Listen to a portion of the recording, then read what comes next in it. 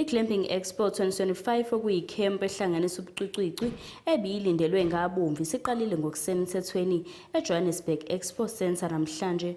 Umcimbi wokuqala okulindele ukuthi uphothulwe ngomgqibelo uhlose ukuguqula imboni yezokuvakasha yangaphandle neyokwamukela izihambi ngokubonisana izixazululo ezintsha ze-glamping, izinketho zokuvakasha ezisimeme kanye nezinto ezithokozisayo zangaphandle.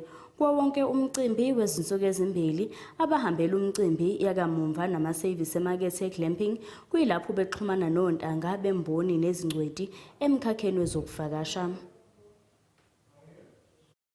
Usuqalile umcimbi wokuqhakambisa ezokuvakasha wezinsuku ezimbili nobanjelwe eNasrec Expo Centre, i-Glamping Expo.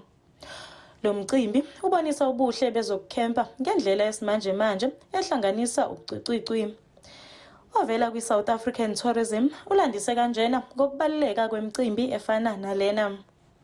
This is a new sector that is being explored around tourism. I mean, it existed, but it never had a kind of a place where, we are calling it what it is. And I think the key important thing about this initiative is that it starts to open up a new space within the tourism sector where we can truly say we are exploring township and rural tourism to its fullest. So this initiative will start to drive economic growth into township, villages and small dorpies. And I think in essence, from a marketing perspective, it starts to really expose our country's culture and its people.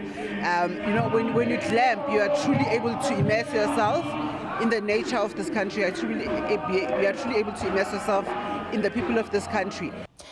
Umsunguli we-Glamping Expo uthi okubajabulisayo ukubona abantu abafuna ukusindisa umhlaba ngokusebenzisa ezokuvakasha eziphephile. There's a huge uptake as we see a lot of people that are wanting to travel responsibly. We have people, eco-conscious people who are aware of what the planet is going through, and they're saying we want to help, ease the pain, of over-tourism, the pain of global warming, and this is why we choose to travel the way we do.